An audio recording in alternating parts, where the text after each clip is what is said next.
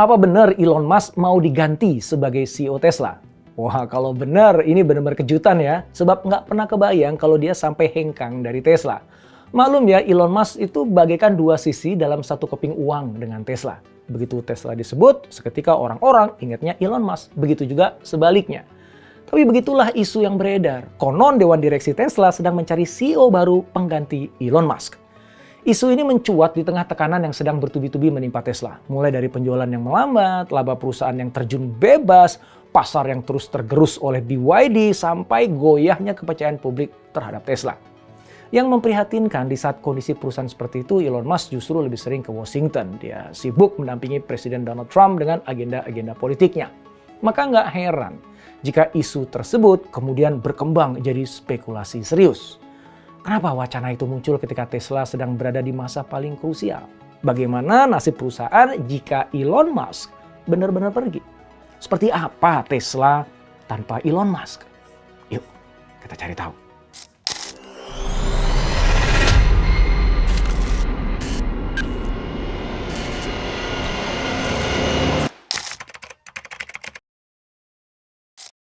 Wall Street Journal dalam laporan eksklusifnya mengungkap informasi yang benar-benar eksklusif. Sejak Maret 2025, diam-diam Dewan Direksi Tesla menjajaki kemungkinan mengganti Elon Musk sebagai CEO. Mereka sudah menghubungi sebuah firma pencari eksekutif. Memang prosesnya masih samar, belum jelas sudah sejauh mana proses pencarian itu berjalan. Laporan eksklusif itu seperti sebuah konfirmasi, sebab Elon Musk memang pernah mengungkap keinginannya untuk mundur. Awal tahun lalu, Musk mengirim pesan larut malam kepada teman dekatnya. Dia mengaku lelah dan frustasi karena terus bekerja tanpa henti. Apalagi setelah pengadilan membatalkan kompensasi miliaran dolar yang seharusnya dia terima. Dia juga bilang tidak ingin lagi menjabat sebagai CEO. Meskipun ragu, apakah ada orang yang bisa membawa visi Tesla seperti yang dia bayangkan. Selebihnya dia mengeluh, sudah 7 tahun bekerja tanpa dibayar, meskipun masih memegang 13% saham. Belakangan, Dewan Tesla membentuk komite khusus yang meninjau ulang skema kompensasi untuk Musk. Sebelum isu pergantian mencuat, Elon Musk sudah merasakan berbagai tekanan. Dia diminta Dewan Direksi untuk kembali fokus pada Tesla dan menyatakan komitmennya secara terbuka. Ketika itu, performa perusahaan memang sedang jatuh. Tapi Elon Musk malah sibuk mendampingi Presiden Trump dalam agenda pemangkasan anggaran. Awalnya, Musk merespon permintaan tersebut dengan datar-datar aja. Dia baru merespon serius setelah laba kuartal pertama turun 71%. Nah, di situ dia berjanji akan kembali mencurahkan lebih banyak waktu untuk Tesla. Sayangnya, para investor belum bisa merasa tenang. Faktanya, perhatian Elon Musk masih terbagi-bagi. Bayangkan, dalam waktu yang sama, Elon Musk memimpin 5 perusahaan. Sekaligus dia harus menerima laporan sekitar 20 eksekutif Tesla. Apalagi sejak pemilu, waktunya banyak dihabiskan di Washington. Bahkan pada akhir pekan, dia lebih sering berada di Mar-a-Lago. Sementara itu, reputasi Tesla semakin goyang, terutama di California dan Jerman. Bahkan Tesla sudah kalah di China oleh BYD dan produsen lokal lainnya. Situasi tambah runyam setelah pasar China terguncang kebijakan tarif yang ditetapkan oleh Donald Trump. Rantai pasok terganggu dan loyalitas pelanggan melemah. Akibatnya, protes bermunculan dan boikot merebak.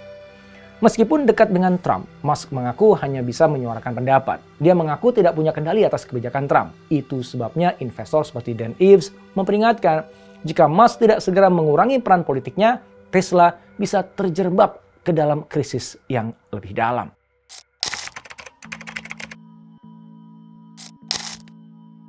Saat ini Tesla sedang berada di masa tersulit. Permintaan melambat di pasar utama seperti China, Eropa, dan Amerika Serikat. Tantangan persaingan semakin tajam dari pemain baru yang gesit seperti BYD. Pada tahun 2024, untuk pertama kali penjualan merosot 1,1%. Secara global, Tesla hanya laku 1,79 juta unit.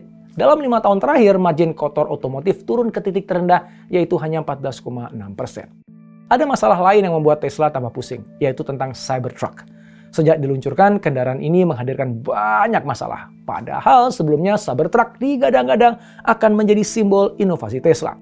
Ternyata sampai awal tahun 2025, Cybertruck hanya laku 46.000 unit. Jauh sekali dari target yang ditetapkan sebanyak 250.000 unit.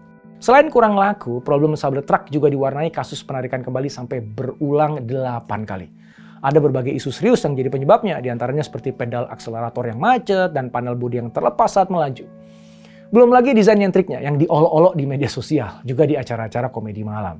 Semua terjadi ketika citra perusahaan mulai terkikis kontroversi politik Elon Musk. Keterpihakan politik Musk yang dinilai kontroversial memicu konsumen di berbagai negara untuk memboikot Tesla. Dukungan terbuka Musk terhadap partai-partai sayap kanan di Jerman dan kedekatannya dengan pemerintahan Trump telah menciptakan jarak antara Tesla dengan pasar progresif. Akibatnya, sebagian konsumen setia Tesla menjauh.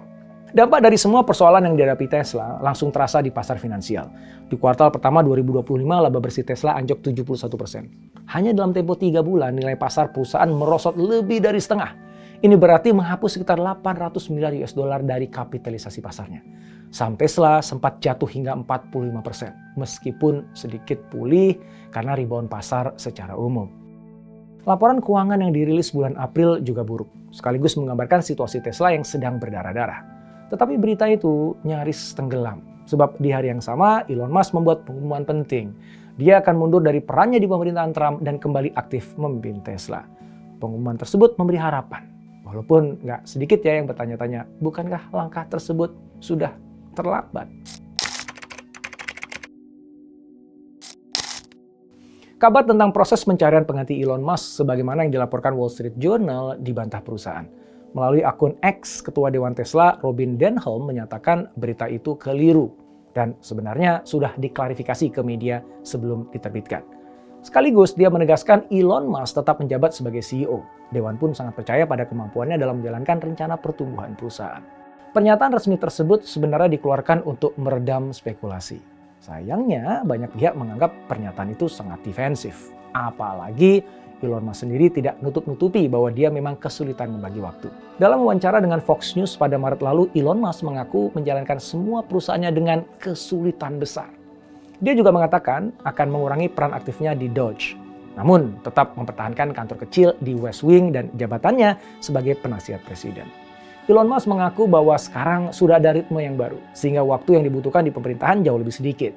Kepada wartawan dia menyatakan bahwa perannya di pemerintahan hanya akan dijalankan 1 atau 2 kali saja seminggunya. Keterlibatan Elon Musk di arena politik sebetulnya hanya sebagian dari persoalan yang dihadapi Tesla. Masih ada sederet beban masalah lain, seperti penurunan penjualan. Sebenarnya hal itu sudah kelihatan ya sebelum Elon Musk aktif mendampingi pemerintahan Trump.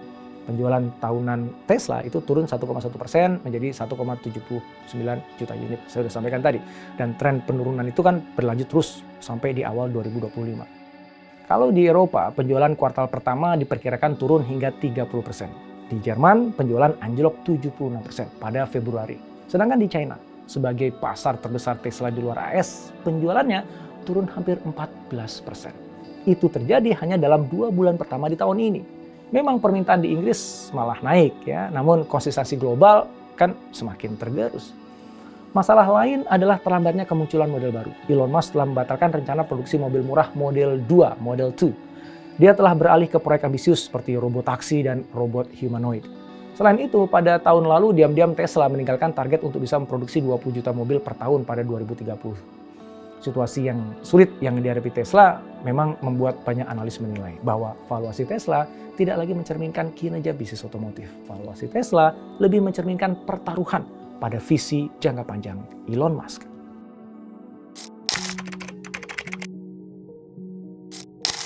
Kalau kita runut ke belakang, persoalan posisi Elon Musk di Tesla bukanlah hal yang baru. Pada 2018, dia pernah mundur dari jabatan ketua dewan. Elon Musk mundur setelah menyelesaikan kasus hukum dengan regulator keuangan Amerika Serikat. Ketika itu, cuitannya tentang rencana menjadikan Tesla perusahaan private dianggap menyesatkan investor, juga menimbulkan gejolak besar di pasar. Sejak itu muncullah usulan agar Elon Musk berbagi peran. Beberapa orang dekatnya menyarankan agar Elon Musk tetap menjadi tokoh utama perusahaan, tetapi operasional harian diserahkan kepada seorang eksekutif senior. Pola seperti ini berhasil diterapkan Gwynne Shotwell, presiden sekaligus CEO SpaceX. Namun Musk bergeming, dia memilih untuk tetap menjalankan sendiri semua peran, meskipun tanggung jawabnya di luar perusahaan semakin banyak. Wacana itu sekarang muncul kembali dengan nuansa yang berbeda. Sejumlah investor melihat kemungkinan Tesla bisa berjalan lebih stabil tanpa kehadiran Elon Musk setiap hari di lapangan. Beberapa analis pun menilai bahwa fokus perusahaan terhadap produksi dan pengembangan kendaraan bisa lebih tajam. Syaratnya tidak terus bergantung pada satu figur. Ditunjuknya Jerome Guillen sebagai presiden otomotif menjadi salah satu tanda awal. Mungkin transisi sunyi sedang berlangsung di Tesla saat ini. Apalagi dalam beberapa pekan terakhir, Elon Musk dikabarkan jarang terlihat di pabrik utama Tesla di Fremont. Ketidakhadirannya itu justru dinilai positif dalam perspektif operasional. Namun menggusur Elon Musk sepenuhnya dari Tesla tetap akan menjadi langkah yang ekstrim. Itu yang diyakini banyak pihak.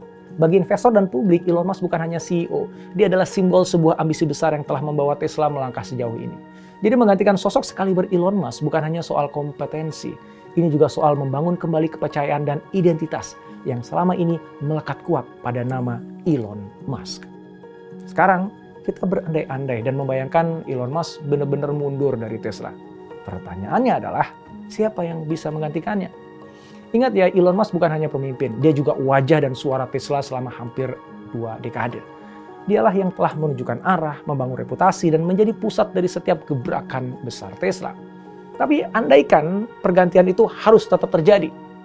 Nah, maka Tom Zhu adalah sosok dari dalam Tesla yang paling sering disebut. Selama ini Zhu dikenal sebagai tangan kanan Elon Musk di bidang operasional. Dia sukses memimpin pabrik Tesla di Shanghai yang kini menjadi pusat produksi utama. Zhu tidak banyak tampil di depan publik, tapi di internal Tesla dia dipandang sebagai manajer yang disiplin, efisien, dan juga tangguh. Sifatnya yang tidak dramatis dan fokus pada hasil membuat banyak orang percaya bahwa Zhu bisa menjadi pemimpin transisi yang stabil. Sosok lainnya adalah J.B. Straubel. Dia adalah salah seorang pendiri Tesla yang pernah menjabat kepala teknologi. Dia bukan sekedar bagian dari sejarah perusahaan. Dialah salah satu arsitek utama teknologi baterai yang sekarang menjadi tulang punggung Tesla. Posisinya sekarang di Dewan Tesla, sambil mengelola Redwood Materials, perusahaan daur ulang baterai. Meskipun hubungannya dengan perusahaan masih erat, belum jelas apakah Straubel tertarik untuk memimpin Tesla. Di luar Tesla muncul beberapa nama, diantaranya Stella Li dari BYD, Jose Munoz dari Hyundai, dan juga John Krafcik yang pernah memimpin Waymo. Ketiga sosok ini punya rekam jejak yang kuat di dunia otomotif dan teknologi serta berpengalaman di berbagai pasar global. Tapi siapapun yang terpilih, dia harus mengatasi tantangan yang sama. Bagaimana dia bisa memimpin perusahaan yang masih sangat dipengaruhi Elon Musk. Jadi ketika menggantikan posisi Elon Musk, yang dibutuhkan bukan hanya skill, melainkan juga nyali. Bahkan daya tahan dalam menghadapi bayang-bayang besar yang terus membuntuti Tesla. Sebab faktanya, Elon Musk masih punya kendali saham dan juga posisi kuat di dewan. Kita bisa menarik 3 pelajaran penting dari isu Elon Musk dan Tesla. Pertama, ketokohan bisa jadi kekuatan sekaligus kelemahan bagi sebuah organisasi. Elon Musk adalah energi yang mendorong Tesla bisa melesat sejauh ini. Maka dari itu, ketika Elon Musk absen, Tesla bisa rapuh akibat terlalu tergantung pada Elon Musk. Jadi ketika seseorang menjadi poros dari semua keputusan, visi, dan komunikasi, perusahaan akan kehilangan daya tahan ketika orang tersebut goyah. Ketergantungan seperti itulah yang membuat Tesla sulit bergerak sendiri. Kita jadi diingatkan bahwa membesarkan seseorang harus diikuti dengan membagikan tanggung jawabnya. Kedua, dalam dunia yang begitu kompetitif, fokus menjadi sangat penting. Elon Musk dikenal sebagai pemimpin dengan ambisi yang tak terbatas. Dia memimpin banyak perusahaan, bahkan terlibat dalam urusan pemerintahan. Di sini kita belajar bahwa ketika energi terbagi kemana-mana, hasilnya pun bisa tak jadi apa-apa. Ketika perhatian pemimpinnya terpecah, Tesla pun merosot. Ketiga, bisnis tangguh tidak dibangun oleh figur, melainkan oleh sistem yang mandiri. Sosok seperti Elon Musk penting untuk menyalakan dan menghidupkan visi. Tetapi keberlanjutan sebuah organisasi bergantung pada seberapa baik nilai-nilainya dijadikan sistem, budaya, dan struktur. Jika kendali hanya dipegang satu orang, itu sama aja kita sedang membuat panggung, bukan perusahaan. Oleh karena itu, visi harus diwariskan dan dijalankan oleh banyak tangan. Kalau Tesla ingin bertahan dan berlanjut, mereka harus belajar berdiri tegak. Bahkan ketika sosok paling berpengaruhnya sudah hilang. Elon Musk akan tetap menjadi bagian dari cerita Tesla. Meskipun begitu, Tesla harus bisa belajar berjalan tanpa selalu menunggu arahannya. Lalu jika memang Elon Musk harus tetap pergi, apakah Tesla siap menjadi sesuatu yang lebih besar dari pendirinya? Kita akan lihat nanti.